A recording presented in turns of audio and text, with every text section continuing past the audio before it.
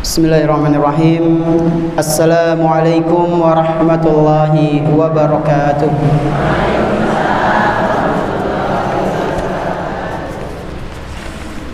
Alhamdulillahirabbil alamin.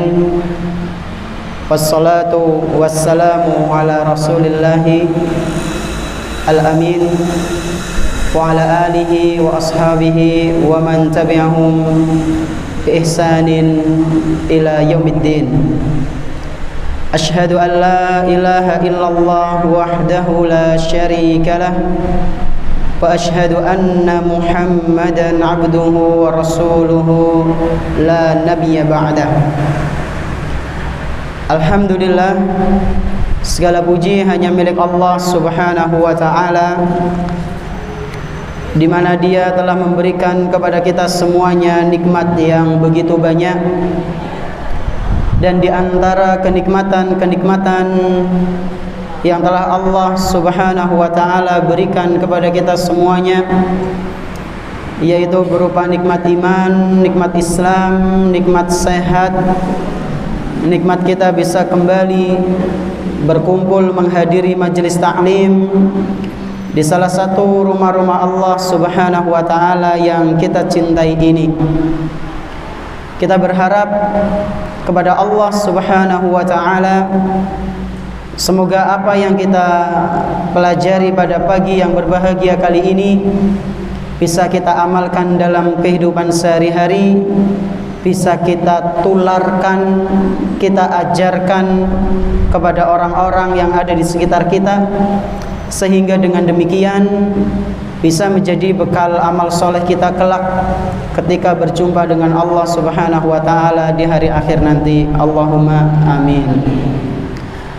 Tak lupa pula salawat dan salam semoga senantiasa tercurah limpahkan kepada Nabi kita yang tercinta, Nabi Muhammad sallallahu alaihi wasallam, beserta para keluarganya, para sahabatnya dan umatnya yang senantiasa mengikuti sunnah-sunnah beliau hingga hari akhir nanti. Bapak-bapak, ibu-ibu, serta jamaah kajian Ahad pagi Masjid Nurul Huda yang semoga senantiasa dimuliakan oleh Allah Subhanahu wa taala. Kita sebagai manusia yang merupakan makhluk sosial tentunya tidak akan lepas dari yang namanya kehidupan bermasyarakat, berkumpul dengan orang lain dan berinteraksi. Kalau ketemu ngobrol biasanya. Dengan status kita sebagai manusia yang seperti itu, maka sudah seharusnya bagi kita untuk selektif, untuk cerdas dalam memilih mana teman, mana sahabat, mana orang yang sudah pantas untuk kita jadikan sahabat atau belum. Karena kita mengenal banyak orang dan tentunya nggak semua orang itu sama. Maka kita harus cerdas, harus bisa milih mana teman atau sahabat, orang yang bisa kita jadikan sahabat, yang akan memberikan manfaat, tentunya nggak hanya dunia, tapi yang jauh lebih penting dari itu adalah dalam urusan akhirat, dalam masalah agama. Kenapa kita harus selektif memilih teman, Ustaz? Kenapa kita harus cerdas menjadikan seseorang sebagai sahabat kita atau bukan? Karena Pak Bu, barometer agama seseorang itu bisa diukur dengan teman dekatnya. Jadi kalau sahabatnya itu agamanya baik, maka si fulan itu baik. Jika ternyata kebalikannya, agama teman dekatnya itu rusak, besar kemungkinan agama dia juga rusak. Dan inilah yang disampaikan oleh Nabi kita Muhammad sallallahu alaihi wasallam dalam sebuah hadis yang dibawakan oleh Imam Abu Dawud, dan hadis ini sanadnya dinilai sahih oleh Syekh Al-Hafidh Abu Thahir rahimahullah, bahwasanya Nabi sallallahu alaihi wasallam pernah bersabda, al mar'u ala dini khalilih, seseorang itu akan sesuai agamanya dengan teman dekatnya. Barometer agama seseorang itu sama dengan teman dekatnya. Bahkan di sini Nabi Shallallahu Alaihi Wasallam pakai kata khalil, Pak Bu. Khalil itu dalam bahasa Arab teman yang paling dekat, lebih dari sahabat. Kanca kental, gitu ya. Kalau bahasa kita apa? Kanca kental. Teman yang begitu sangat dekat sekali, khalil. Levelnya jauh lebih tinggi daripada sahabat. Nah, Nabi SAW mengatakan seseorang itu agamanya sesuai dengan teman dekatnya. Lalu beliau berpesan, falyanzur ahadukum man yukhalil. Oleh karena itu, perhatikanlah kalian siapa sahabat sejati kalian. Nah, insya Allah inilah yang akan kita bahas pada kesempatan pagi yang berbahagia kali ini, yaitu mengenai nopo, Pak Bu? Sahabat sejati. Jamaah rahimani wa rahimakumullah. Sahabat sejati. Sebelum kita masuk ke pembahasan lebih dalam lagi, sahabat niku sih artinya nopo? Wis suwe-suwe ya bahas sahabat, ternyata belum tahu itu sahabat itu gimana. Napa wonten sing sampun ngertos sahabat niku napa, Pak? Artinya napa, Pak Bu? Teng mriku pun ditulis dereng. Nah, niku ada tulisannya di artikel nggih. Apa itu sahabat? Ya, sebagian ahli bahasa mengatakan yang namanya sahabat itu adalah al-mulazim wa kasurat mujalasatuha. Orang itu dikatakan sahabat yaitu ketika dia senantiasa selalu membersamainya, baik suka maupun duka, baik pas tanggal 6 maupun tua. Udah pas merek pas tanggal 6 toh, bukan pas deket pas lagi gajian toh, tapi pas lagi sama-sama nopo kantong kering, itu tetap bareng. Itulah sahabat. Kumpulnya nggak cuma pas lagi sehat toh, pas lagi sakit juga dijenguk. Itulah sahabat. Al-mulazim, senantiasa membersamai. Wa kasurat mujalasatuha, dan dia sering tongkrongan bareng, sering duduk-duduk bareng. Kalau mau kumpul nggak ada dia nggak mau, pengennya ada dia. Itulah sahabat. Nah, panjenengan sudah memiliki sosok yang seperti itu napa dereng? Dereng. Mungkin ada yang sudah kemana-mana bareng, Masya Allah. Dari SD, SMP, SMA, kerja, duwe anak, duwe putu bareng terus, Masya Allah ya. Berangkat kajian bareng terus, angkotnya kudu pada ya. Berangkatnya harus bareng sama-sama. Kalau panjenengan punya sahabat yang seperti itu, harus dipegang erat-erat, Pak Bu. Inilah yang dinamakan sahabat, yaitu orang yang senantiasa membersamai kita, baik suka maupun duka. Nah, kemudian bapak-bapak dan ibu-ibu rahimani wa rahimakumullah, timbul pertanyaan, Ustadz, bagaimana Ustadz supaya kita bisa mendapatkan kriteria sahabat yang baik? Ya, tentunya kan kalau kita pengen punya teman nggak sembarangan, gitu. Yang paling penting adalah kita bisa mendapatkan manfaat nggak cuma di dunia, tapi juga di akhirat. Dan itu yang jauh lebih penting. Di dunia itu sementara, Pak Bu. Kita itu cuma sekitar 60 atau 70 tahun saja.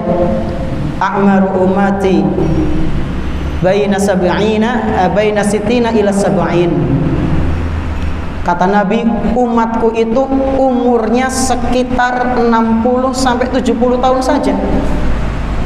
Adapun yang lebih dari itu sedikit. Ya. Jadi sangat ringkas sekali aslinya kehidupan dunia itu. Maka tentunya kita harus benar-benar bisa memilih sosok teman yang dijadikan sebagai sahabat. Nah, berikut insya Allah kita akan bahas beberapa kriteria kriteria mengenai apa? Sahabat yang baik, teman yang sudah seharusnya dijadikan sebagai sahabat. Wonten pinten niku Pak Bu? Gangsal, ya. Yang pertama, akidahnya lurus. Yang kedua, selalu mengajak pada kebaikan dan menegur ketika jatuh dalam kesalahan. Yang ketiga, jika bercanda tidak berdusta, tidak melecehkan. Guyon ya guyon, tapi jangan sampai merecehkan atau menyakiti perasaan. Yang keempat, soleh atau solehah. Yang kelima, selalu ada di kala senang maupun susah. Nah, ini insya Allah akan kita bahas satu persatu biidnillahi ta'ala. Yang pertama apa? Akidahnya lurus.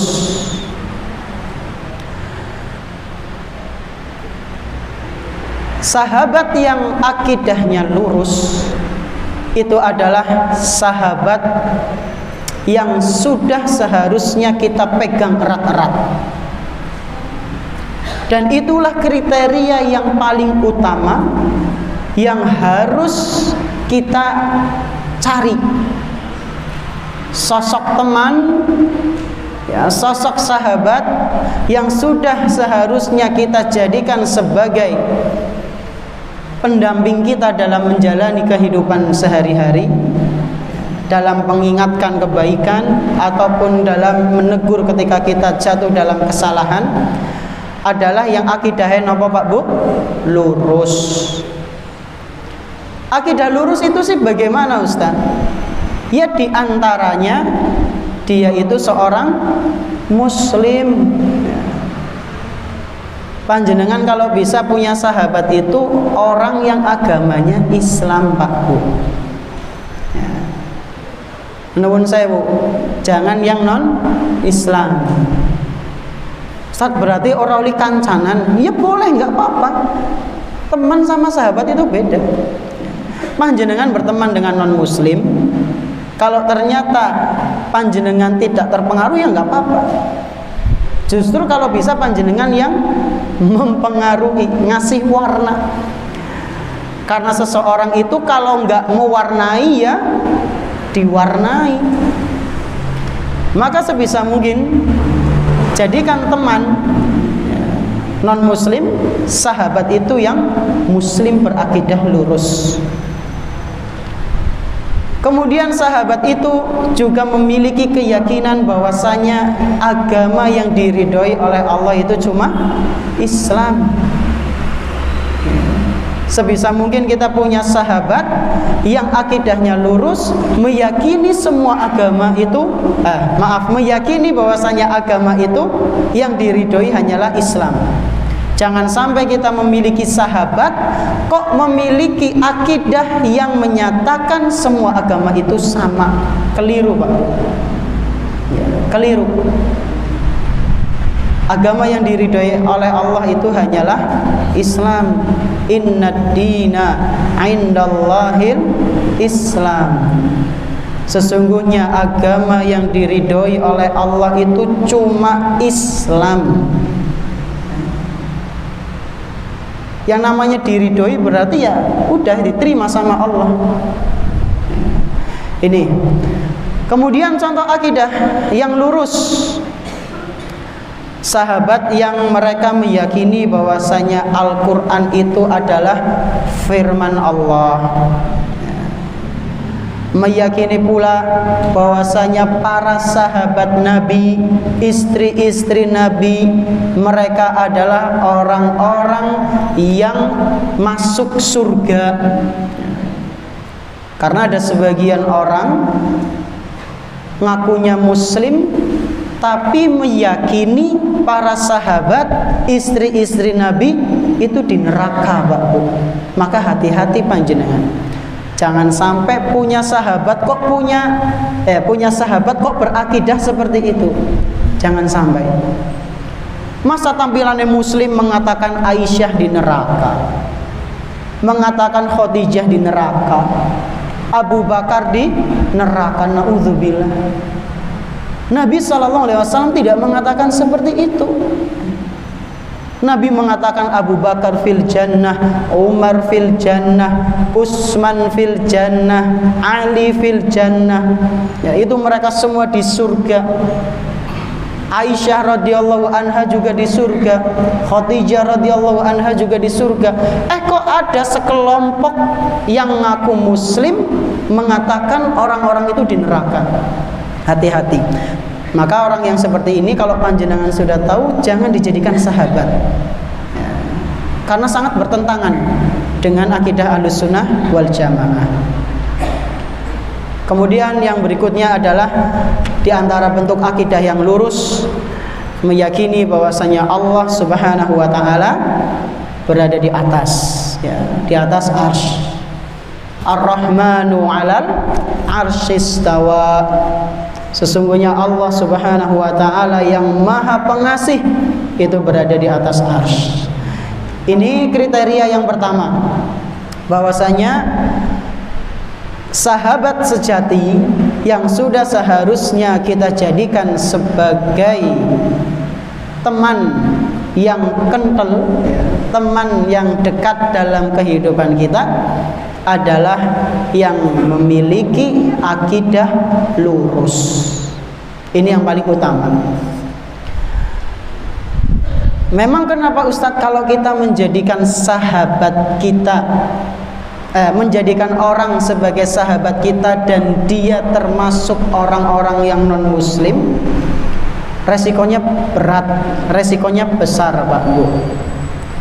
Seperti halnya yang dialami oleh Abu Thalib. Di antara sebab kenapa kok Abu Thalib meninggal di atas kekufuran, kenapa tidak mau masuk Islam, di antara sebabnya adalah karena hasutan dari para sahabatnya. Di antaranya Abu Jahal. Abu Jahal ketika itu saat Abu Thalib sedang sakit parah, Abu Jahal jenguk dan Nabi SAW telat ketika itu. Ketika Rasulullah SAW sudah sampai di rumahnya Abu Thalib, sudah ada Abu Jahal dan beberapa temannya.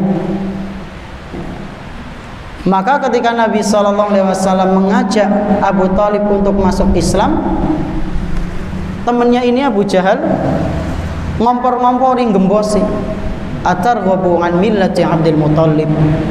Wahai Abu Thalib, apakah kamu sudah benci dengan agama nenek moyangmu?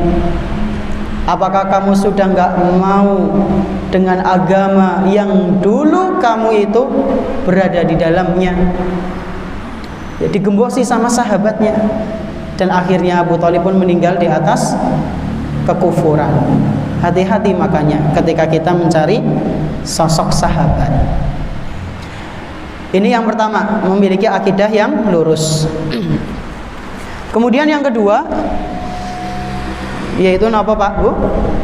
Selalu mengajak pada kebaikan dan menegur ketika jatuh dalam kesalahan.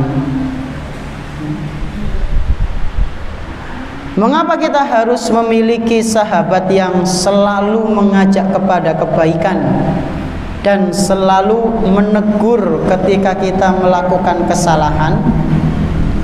Jawabannya adalah karena sahabat yang seperti itu merupakan sosok yang akan menyelamatkan kita kelak di akhirat atas izin Allah Subhanahu wa ta'ala. Sahabat yang senantiasa mengingatkan kita pada kebaikan Pak Bu, itulah sahabat yang kelak di akhirat akan menolong kita setelah izin dari Allah Subhanahu wa ta'ala. Adapun sahabat yang sebaliknya, yang senantiasa mengajak pada kemaksiatan, yang senantiasa mengajak pada keburukan, maka ini akan menjadi sahabat yang sangat merugikan nanti di akhirat. Ketika kita sedang dalam ketaatan, dia tidak membantu kita, malah gembosi. Alim ya aja kealimen lah, rajin aja kearajinan. Siu siki seneng-seneng disit ya. Mumpung esih enom. Walah. Foya-foya dulu baru tobat. Jaminan dari mana itu? Betapa banyak orang yang di tengah-tengah hidupnya sedang berfoya-foya, tahu-tahu mati. Gak ada yang jamin. Atau ketika kita sedang malas dalam ibadah, dia tidak mengingatkan kita. Hati-hati dengan orang yang seperti ini. Dan inilah pesan dari Nabi Daud alaihi salam. Nabi Daud alaihi salam pernah mengatakan, wa ta'awwadz billahi min sahibin in dzakarta lam yu'inka wa in nasita lam yudzakkirka.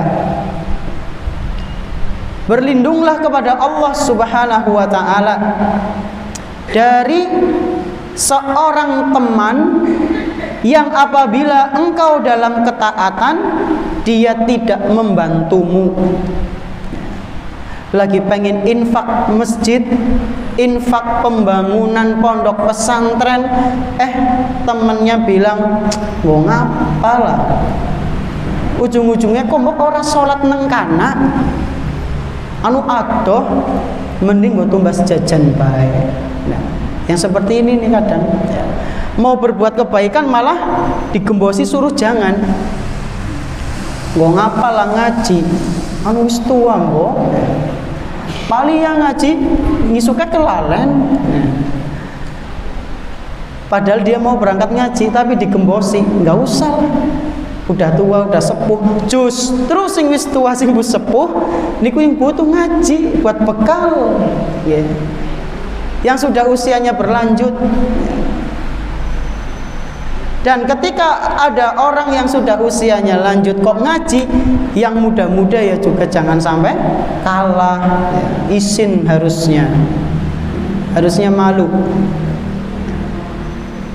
Jadi kata Nabi Daud alaihi salam, wa ta'awwadz billahi min sahibin in dzakarta lam yu'inka. Mintalah perlindungan kepada Allah Subhanahu wa ta'ala. Berlindunglah kepada Allah dari sosok teman yang kalau kamu melakukan ketaatan, dia tidak membantumu. Dan kalau kamu sedang malas, dia tidak mengingatkanmu. Kamu sedang futur, dia tidak mengingatkanmu. Ini dalam hadis riwayat Imam Bukhari dalam kitabnya Adabul Mufrad. Jamaah rahimani wa rahimakumullah.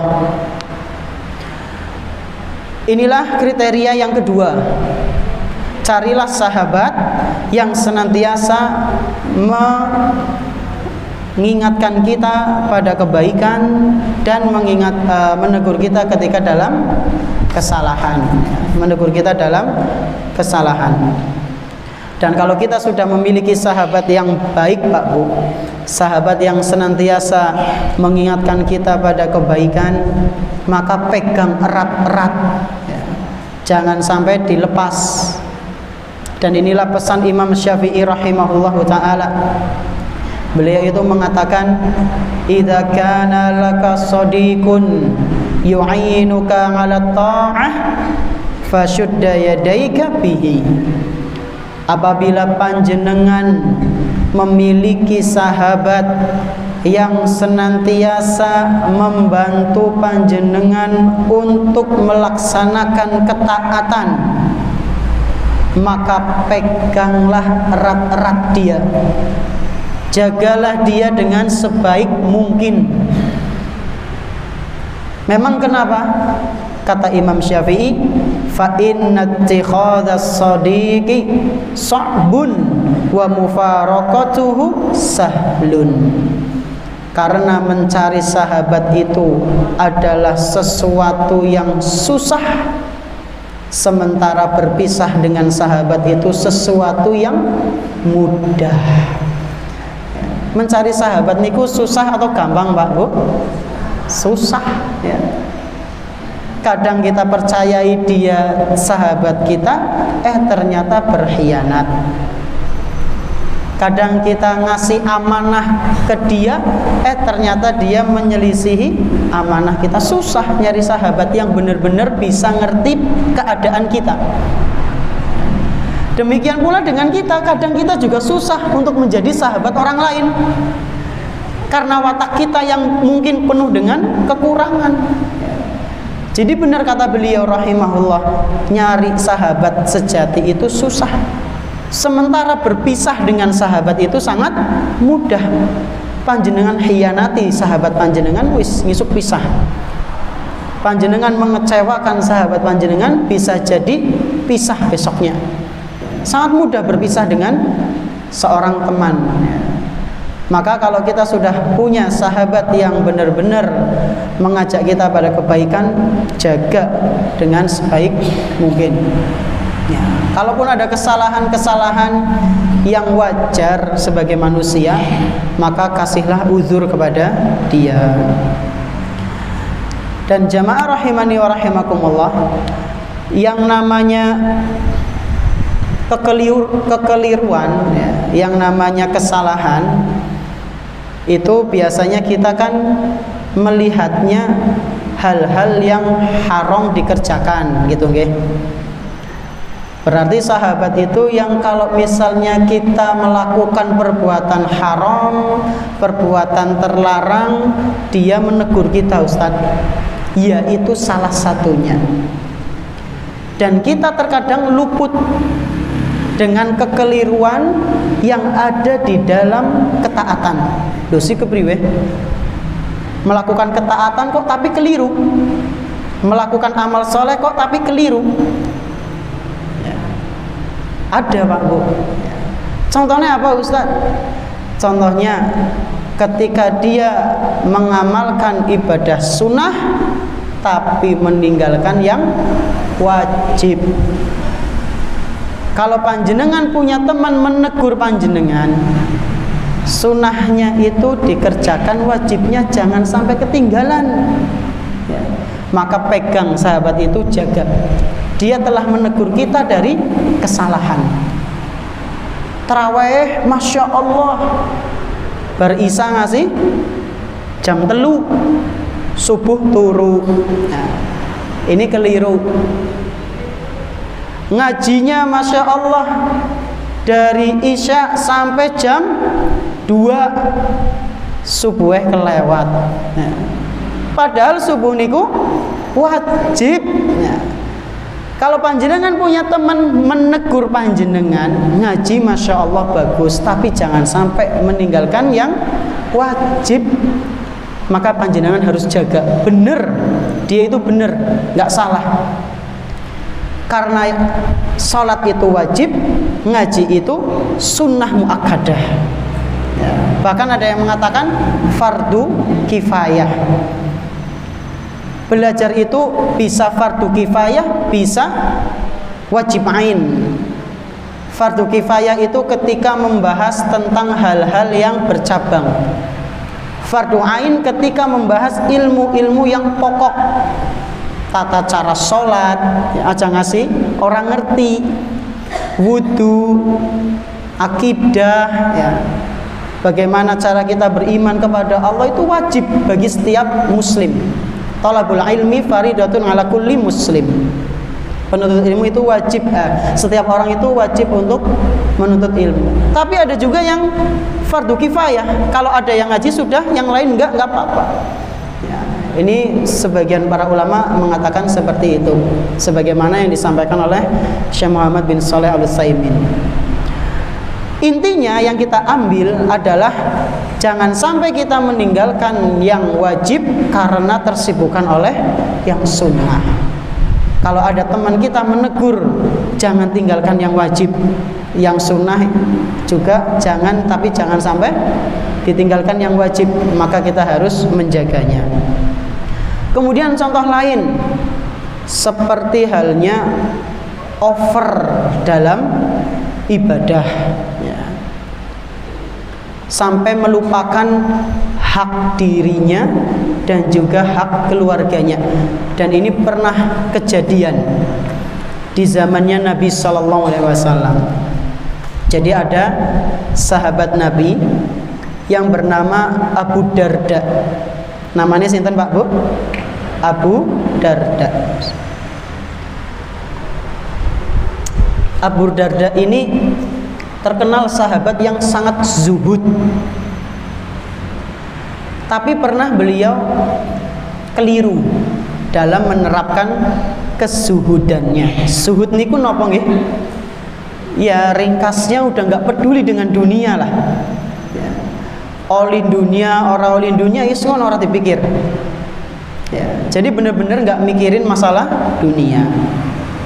Nah suatu hari Salman Al-Farisi radhiyallahu anhu datang berkunjung ke rumahnya Abu Darda. Pas sampai di rumahnya Abu Darda, ketemu istrinya bernama Ummu Darda. Gampang ya? Suaminya Ummu Darda, Abu Darda. Istrinya Abu Darda, Ummu Darda. Ganti Abu sama Ummunya saja. Salman ketemu sama istrinya dan Salman kaget. Loh, kok bisa penampilanmu begitu sangat kumuh? Kumuh niku napa nggih? Kumuh ya kotor, enggak dirawat ya. Apek mungkin ya. Pokoknya lusuh kumuh. Salman sampai kaget. Kok bisa kamu berpenampilan seperti ini? Maka Ummu Darda mengatakan, akhuka Abu Darda laisa lahu hajatun fid dunya. Wahai Salman, aku berpenampilan seperti ini karena saudaramu Abu Darda itu sudah nggak mikirin dunia. Ngasih-ngasih bojone ora ditukukna kelambi. Jadi saya itu berpenampilan kumuh seperti ini diantaranya ya karena Abu Darda itu udah nggak ngurusi dunia. Maka nggak selang berapa lama Abu Darda datang melihat ada Salman terus bikin makanan, jamuan. Lalu Abu Darda ngasih makanan tersebut kepada Salman.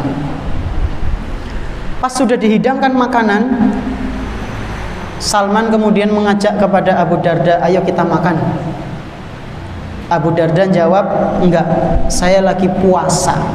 puasa sunnah. Lalu Salman mengatakan, saya nggak akan makan kalau kamu nggak makan. Saya akan makan hidangan ini kalau kamu mau makan. Akhirnya mau nggak mau ya Abu Darda sebagai tuan rumah untuk menghormati tamu membatalkan puasanya. Sudah, singkat cerita, kemudian datang waktu malam, Salman tidur di situ, dan di tengah waktu malam Abu Darda bangun. Abu Darda bangun untuk menunaikan sholat tahajud. Pas mau melaksanakan disuruh tidur sama Salman. Salman juga bangun, tidur nanti sholatnya. Bangun lagi, suruh tidur lagi. Sampai menjelang subuh di sepertiga malam, Salman bangun, kemudian menyuruh Abu Darda, ayo bangun, saatnya kita sholat malam. Setelah sholat malam, kemudian sholat subuh, Salman ngasih nasihat kepada Abu Darda. Beliau mengatakan, inna li rabbika alaika haqqan wa li nafsika alaika haqqan wa li ahlika alaika haqqan. Wahai Abu Darda, sesungguhnya Rabbmu itu memiliki hak yang harus kamu tunaikan. Kewajiban-kewajiban ditunaikan, tapi jangan lupa dirimu juga punya hak. Diri kita punya hak napa Pak Bu? Istirahat.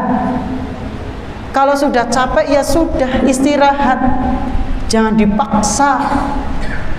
Kemudian beliau mengatakan, wali ahlika alaika haqqan, dan jangan lupa pula keluargamu itu punya hak yang harus kamu tunaikan. Lalu beliau mengatakan, fa'ati kulladzi haqqin haqqah. Oleh karena itu, berikanlah hak kepada setiap yang memang berhak untuk mendapatkannya. Hadis ini diriwayatkan oleh Imam Bukhari. Setelah Abu Darda mendengar ucapannya Salman yang seperti tadi, maka Abu Darda pun menemui Rasul wadul, mengabarkan apa yang dikatakan oleh Salman. Wahai Rasulullah, masa saya puasa suruh batalakan, masa saya sholat tahajud suruh tidur lagi sama Salman, dan Salman mengatakan keluarga saya punya hak yang harus saya tunaikan. Apa itu benar wahai Rasul? Saya ingin menjalankan ibadah-ibadah sunnah, tapi kok dicegah sama Salman. Katanya setiap sesuatu itu memiliki haknya. Apakah itu betul wahai Rasul? Maka Nabi SAW mengatakan, Shadaqah Salman. Apa yang dikatakan oleh Salman itu benar.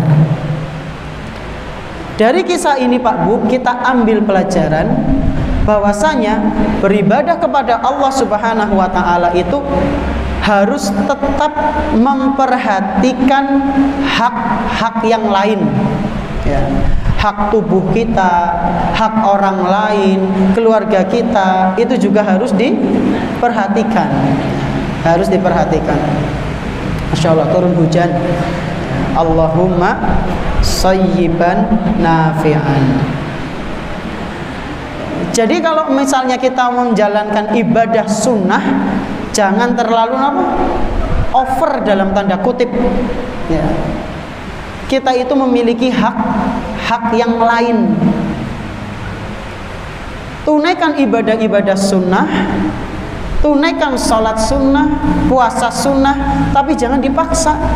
Kalau sakit ya sudah, jangan dipaksa untuk puasa terus. Kalau malam-malam mau sholat tahajud ternyata lagi sakit, ya sudah istirahat dulu. Nanti sholatnya ketika sembuh. Dan demikian seterusnya. Memang kenapa Ustadz kalau kita over dalam ibadah sunnah, bisa jadi Rasulullah, bisa jadi amalan tersebut tidak diterima oleh Allah Subhanahu wa taala. Bahkan termasuk menyelisihi sunnah Nabi. Dahulu pernah ada Pak Bu, beberapa orang, diceritakan dalam riwayat Imam An-Nasa'i, dan hadis ini dinilai sahih oleh Syekhul Albani. Pernah ada beberapa orang dari kalangan sahabat, mereka ini mengatakan, saya tidak akan berbuka, saya akan puasa terus dan tidak akan buka. Ada 3 orang kalau nggak salah. Lalu yang satunya mengatakan, saya akan sholat malam terus, tidak akan tidur. Sing pertama apa? Saya akan puasa, tidak akan berbuka. Puasa sunnah tidak akan berbuka. Yang kedua apa Pak Bu? Saya akan sholat malam terus dan tidak akan tidur. Lalu yang ketiga mengatakan, saya akan fokus ibadah-ibadah sunnah, tidak mau nikah. Karena menikah menurut dia bisa menyibukkan atau melalaikan dari ibadah-ibadah sunnah. Ketika kabar ini sampai ke Rasulullah SAW, maka beliau pun kecewa, beliau marah. Lalu beliau mengatakan, ma balu aqwamin yaquluna kadza wa kadza. Apa sebenarnya yang ada di pikiran mereka sampai-sampai kok mereka mengatakan seperti ini dan seperti itu? Kok ada di antara mereka yang mengatakan nggak mau berbuka, nggak mau tidur, dan nggak mau nikah? Apa-apaan ini? Kata Nabi SAW. Lalu beliau pun mengatakan, walakinni usolli wa anam. Aku sholat malam dan aku juga tidur. Wa asumu wa uftir. Aku puasa sunnah dan aku berbuka. Wa atazawwajun nisa, dan aku juga menikahi beberapa wanita. Lalu beliau mengancam, faman raghiba an sunnati falaisa minni. Barang siapa yang membenci sunnahku, beribadahnya tidak sesuai dengan apa yang aku praktekkan, maka dia bukan termasuk dari umatku. Hadis ini sebagai peringatan, jangan sampai over dalam ibadah sunnah. Over dalam tanda kutip, yaitu sampai melalaikan haknya sendiri. Ya, orang yang sholat malam terus menerus, panjang malam, nggak tidur, kan bisa dikhawatirkan meriang, ya, sakit. Ketika dia sakit, lebih repot lagi nanti untuk menjalankan ibadah yang wajib. Begitu pula dengan orang yang berpuasa terus, nggak berbuka, minum pun tidak, maka bisa mengakibatkan sakit. Ketika sakit, repot lagi nanti ibadah yang wajib. Ya, sesungguhnya itu semua sebagai antisipasi supaya orang-orang itu tidak melalaikan ibadah-ibadah yang wajib. Maka tunaikanlah ibadah sunnah, jangan lupakan yang wajib. Tunaikan ibadah sunnah, jangan lupakan hak kita, hak orang lain dan yang semisalnya. Keluarga kita, saudara kita, teman kita, tubuh kita terutama, ya, dikasih haknya. Nah, cerita tadi juga menunjukkan bahwasanya pentingnya memiliki teman yang menegur, nggak cuma dalam kesalahan hal-hal yang haram, tapi juga kesalahan ketika melakukan kebaikan terlalu over sampai melupakan yang wajib-wajib. Ini kriteria yang keberapa Pak Bu? Kedua, carilah sahabat yang senantiasa mengajak pada kebaikan. Kemudian yang ketiga, yaitu carilah sahabat yang jika bercandanya itu tidak berdusta, tidak melecehkan, dan tidak menyakiti perasaan. Apalagi di zaman sekarang, begitu marak candaan-candaan yang dibangun di atas kedustaan. Loh, memang nggak boleh Ustaz? Boleh mboten Pak Bu? Bercanda tapi kok berdusta? Boleh napa mboten? Mboten. Tapi kedening akeh sing kaya kowe. Ya. Kok itu banyak di televisi, di YouTube, di sosial media. Banyak mereka yang bercanda tapi ternyata berdusta. Kenapa mereka melakukan seperti itu? Karena sudah mulai sedikit orang-orang yang mengingatkan hal ini. Ketika keburukan itu sudah mulai menyebar, Pak Bu, bisa jadi itu adalah kesalahan kita karena kita tidak mau menyampaikan kebenaran. Sehingga ketika keburukan itu sudah menyebar, dianggap biasa oleh orang lain. Ketika kita ingin beramar ma'ruf nahi mungkar, kita yang dituduh aneh. Padahal aslinya itu yang aneh. Tapi karena sudah kebanjur nyebar, sehingga keburukan itu sudah merajalela, sementara kita telat untuk menegurnya, kita yang dianggap aneh. Padahal sudah sejak dari dulu Nabi SAW melarang bercanda dengan unsur kedustaan. Itu sudah dilarang sejak 1400 tahun yang lalu. Dalam sebuah hadis yang diriwayatkan oleh Imam Abu Dawud, yang mana hadis ini dinyatakan hasan oleh Syekhul Albani, Rasulullah SAW mengatakan, wailun lilladzi yuhaddisu fayakdzibu liyudhika bihil qaum. Celaka orang yang berbicara, orang yang bercanda supaya orang lain tertawa, tapi ternyata candaannya dibangun di atas kebohongan. Celaka. Lalu Nabi mengatakan, wailun lahu, celaka dia, celaka dia. Kalau ada orang didoakan celaka atas perbuatan yang dia lakukan, berarti perbuatan itu boleh napa mboten? Mboten. Ya, mboten. Kayak panjenengan nyupatani bocah misalnya, naudzubillah. Ada orang tua nyupatani bocah. Sungana lu ngawi-wengi. Tabrakan syukur. Berarti niku orang tuane pengen mengizinkan dia pergi malam atau tidak, Pak Bu? Tidak. Tetapi semoga buatan enten sing kados niku nggih. Itu contoh saja. Ya. Kalau mendoakan ya yang baik-baik saja. Itu sekedar contoh saja. Nah, Nabi SAW mendoakan celaka sampai 3 kali. Orang yang bercanda tapi ternyata dia berdusta. Maka carilah teman, ya, sahabat, kalau guyon itu yang jujur. Ya. Ustadz, tapi angel Ustadz bercanda jujur itu susah, nyari bahannya susah lah, cari siapa? Kita cerita masa lalu kita atau cerita kejadian yang pernah kita jumpai, itu juga bisa menjadi candaan. Ya. Kadang saya itu kalau sama beberapa santri gitu ya di kelas, ya saya kadang cerita bercanda, tapi asli ceritanya. Kayak dulu saya pernah cerita ke santri-santri, ya, betapa pentingnya ilmu-ilmu dasar. Jangan sampai kita nggak tahu ilmu dasar. Di antara contoh ilmu dasar itu apa, Ustadz?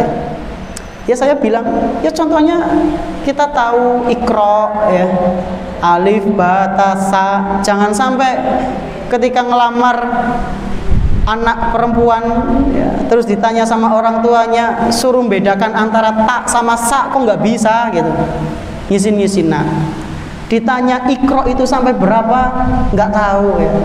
Akhirnya saya cerita, ya buat mencairkan suasana. Dulu ketika saya, ya, ketika Ustadz masih sekolah SMK, ya, Ustadz punya kenalan, ya, satu kelas pelajaran agama. Siswa disuruh maju satu persatu baca Al-Quran, surat Al-Baqarah. Akhirnya maju satu persatu. Ada teman saya yang nggak bisa, Terus ditanya sama gurunya, kenapa kok nggak bisa baca Al-Quran? Jadi dia itu sudah bawa Al-Quran tapi Latin Pak Bu, Masya Allah. Sequran gue Latin, tulisan Latin. Jadi kayak buku Yasin itu kan ada Latinnya nggih. Nah itu Quran, satu Quran Latin dibaca. Gurunya curiga, lancar tapi dening kayak kiye macane gitu. Akhirnya ditanya, bisa baca Quran gak sih? Bisa Pak. Jajal maca lagi, dikasih yang tidak ada Latinnya. Kelabakan. Ditanya lagi, bisa baca Quran apa enggak? Belum bisa Pak. Lembien sih ngaji apa ora? Ngaji Pak. Ngaji, ngasih ikro pira, dene ngasih orang bisa baca Quran. Ya ikro 10 Pak gitu. Jawabnya apa? Ikro 10. Terus guru saya dulu di SMK bilang, ikro 10 akeh temen. Lho nyumbang ngasih 6 tok ya. Nyumbang ngasih 6 tok. Kok jenengan sampai 10 ya? Kok sangi 10 ya? Akhirnya dia bilang 10 apa 11 ya gitu Pak. Intinya ya tuh dia nggak tahu ikro. Nah keesokan harinya teman saya yang satu desa dengan dia nggak masuk ya, kemarinnya tuh nggak masuk. Nah keesokan harinya masuk. Nah dulu ketika zaman SMK kan sering ya ngeledek gitu, nih tetangga kamu masa kemarin ditanya sama Pak Anu nggak tahu ya, ikro sampai berapa, jawabnya masa sampai 10 gitu. Nah teman saya yang kemarin nggak masuk ini ngecek yang teman tetangganya, ngecek lah privasi bodoh teman, masa ikro orang ngerti gitu, masa ngasih 10 ya. Sambil ngakak-ngakak dia. Terus saya coba ngetes dia yang sudah bodoh-bodohin temennya bilang katanya ikro masa ngasih 10, bodoh teman. Saya dalam hati kira-kira tayang apa orang kayak gitu. Terus saya tanya, lah memang sih ikro ngasih pira? Dia yang tadi bodoh-bodohin jawab, paling ora ya 15. Wis ngau paling ora 15 maning. Oh alah ya Allah pada baik. Nah itu kan guyon ya, tapi nyata, cerita nyata ya. Dan itu saya alami sendiri, maksudnya teman saya yang alami, saya yang salah satu pelakunya gitu ya. Itu kan ya sedikit lucu gitu, sudah bodoh-bodohin orang ternyata sendirinya lebih parah. Nah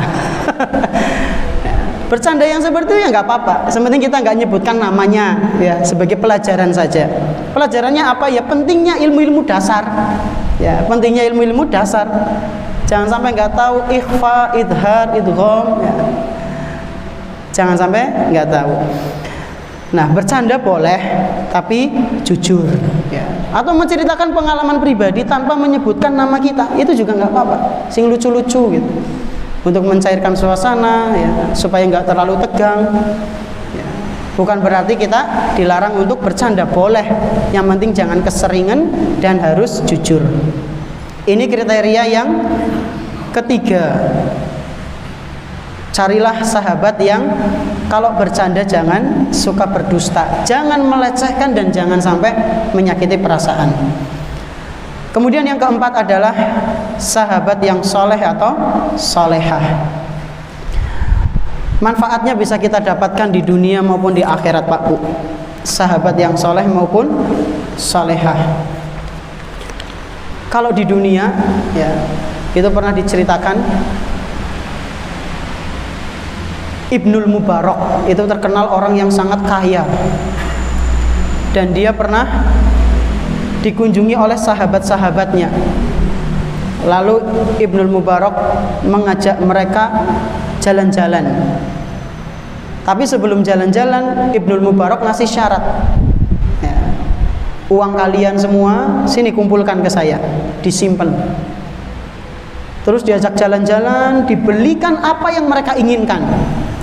Sampai ke Mekah, Madinah, ya muter-muter. Akhirnya sampai datang waktu malam, nginep 3 hari. Ketika mereka akan pulang, uangnya dikembalikan. Jadi selama jalan-jalan yang neraktir itu Abdullah bin Ibnu Mubarak ya, Abdullah bin Al-Mubarak. Ini contoh sahabat yang soleh ya. mendapatkan manfaatnya. Ketika dia mau neraktir nggak perhitungan, dia mau berbuat baik nggak perhitungan. Itu manfaat di dunia. Dan manfaat di akhirat jauh lebih luar biasa. Disebutkan dalam sebuah hadis yang sangat panjang, ya. Dalam hadis riwayat Imam Muslim, Pak Bu, bahwasanya orang-orang yang berteman dalam ketaatan, nanti ketika mereka berada di akhirat, mereka akan saling tolong menolong satu sama lainnya. Jadi orang-orang yang dahulu hidup dalam ketaatan di dunia, nanti di akhirat atas izin Allah Subhanahu wa taala dia bisa memberikan syafaat kepada temannya yang berada di neraka. Dalam hadis yang dibawakan oleh Imam Muslim, ya, dalam riwayat Imam Muslim, ringkasnya Rasulullah SAW waktu itu pernah menyebutkan tentang keadaan orang-orang yang tergelincir ketika melewati sirat. Ya, jadi nanti ketika sebelum masuk surga itu manusia akan melewati sirat, sebuah jembatan yang begitu sangat licin, yang ukurannya sehelai rambut. Dan di sirat itu ada besi-besi pencakar yang akan mencakar, mengkait setiap orang yang lewat, yang memiliki dosa. Ada juga pohon-pohon yang berduri di situ.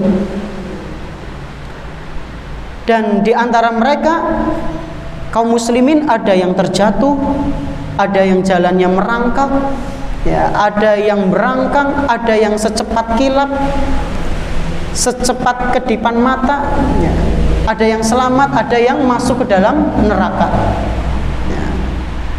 Nah, orang-orang yang selamat ini, dia kan punya teman. Ketika dia masuk surga, kata Nabi SAW, dia nyari temannya, kok nggak ada, ya. Maka dia berkata kepada Allah Subhanahu wa taala, Rabbana kanu yasumuna ma'ana wa yusalluna wa yahujjuna.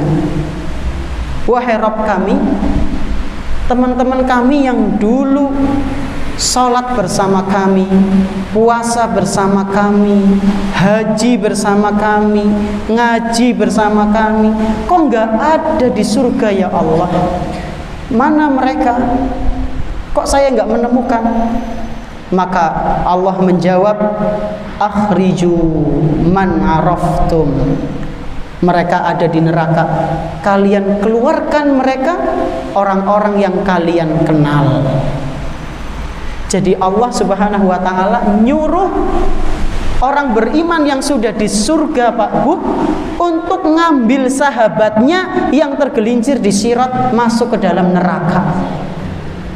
Ustadz, berarti kebakar gue? Iya, ora, dilindungi sama Allah. Orang yang beriman masuk ke neraka nyari temannya itu, jangan dibayangkan loh ya kebakar, enggak, dilindungi sama Allah. Lalu singkat cerita, orang-orang yang berada di neraka itu pun diambil sama sahabat-sahabatnya yang termasuk penghuni surga. Inilah manfaat dari memiliki sahabat yang beriman, ya. Mereka bisa menjadi syafaat atas izin Allah Subhanahu wa taala nanti di akhirat, ya. Maka jamaah sekalian rahimani wa rahimakumullah, belum tentu yang ngomong di sini ini selamat. Maka saya pesen, siapa tahu panjenengan yang di surga nanti, kok nggak ketemu saya? Tolong sampaikan ke Allah, ya. Ya Allah, Ustadz Wisnu dengan langka. Ya, karena orang yang banyak bicara itu yang lebih beresiko banyak dosanya. Nah, kalau panjenengan nggak jumpai guru panjenengan, ya, atau mungkin sahabat panjenengan, tanyakan, ya. Terutama saya pesan ke panjenengan, ya, nanti tolong cari saya gitu, ya. Kalau ternyata saya kepleset di sirat, ya. Supaya kita bisa ketemu lagi di surga. Ini mengenai kriteria yang keempat, yaitu carilah sahabat yang soleh atau solehah, yang atas izin Allah nanti bisa memberikan syafaat di akhirat. Kemudian yang terakhir yaitu carilah sahabat yang selalu ada di kala senang maupun susah, dan ini kriteria yang cukup susah. Biasanya orang itu mendekat ketika kita sedang di atas. Adapun ketika kita sedang di bawah, orang-orang menjauh. Semua orang akan mengaku kenal dengan kita ketika kita sedang berada di atas. Tapi ketika kita sedang berada di bawah, orang-orang buta dengan kita. Maka carilah sosok yang tidak mengenal pangkat kita, kedudukan kita, lagi di atas maupun di bawah, ya, agar mereka senantiasa ada bersama kita dan senantiasa memotivasi kita dalam kebaikan. Carilah sahabat yang senantiasa ada di kala senang maupun susah. Inilah kriteria sahabat yang sudah seharusnya kita miliki.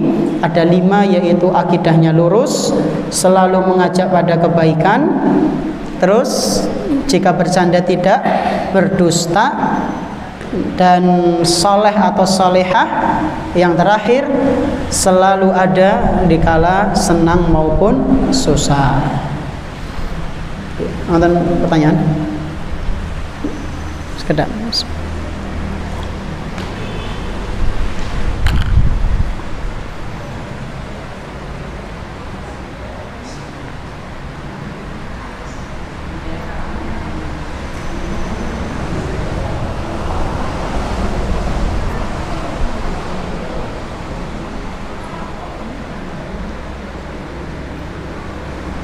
Nah, ini ada pertanyaan tapi sinyalnya bentar.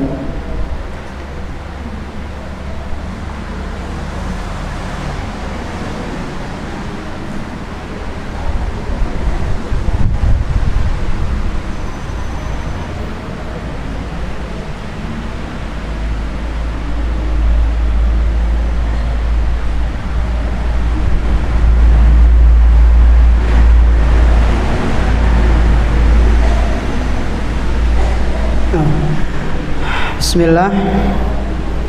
Mohon doakan Ibu Siti Musriyah jamaah Ahad pagi dari Bukateja yang sedang sakit. Jazakumullah khairan. Ya. Kita doakan sama-sama Ibu Siti Musriyah, ya, salah satu jamaah Ahad pagi yang berada di Bukateja, semoga lekas sembuh, ya. Semoga penyakitnya menjadi penggugur dosa dan menjadi salah satu sebab derajatnya diangkat oleh Allah Subhanahu wa taala di dunia dan akhirat. Allahumma rabban nas mudhibal bas ishfiha anta syafi la syafi'a illa anta shifaan la yughadiru saqama. Allahumma rabban nas mudhibal bas ishfiha anta syafi la syafi'a illa anta shifaan la yughadiru saqaman shifaan ajilan la yughadiru saqaman. Allahumma amin. Ada yang lain? Sudah waktunya? Ya. Mungkin itu yang bisa kami sampaikan. Kurang lebihnya mohon maaf atas segala kekurangannya. Kita tutup dengan doa kafaratul majlis. Subhanakallahumma bihamdika asyhadu an la ilaha illa anta astaghfiruka wa atubu ilaik. Wassallallahu ala nabiyyina Muhammadin wa ala alihi wa sahbihi ajma'in. Wassalamualaikum warahmatullahi wabarakatuh.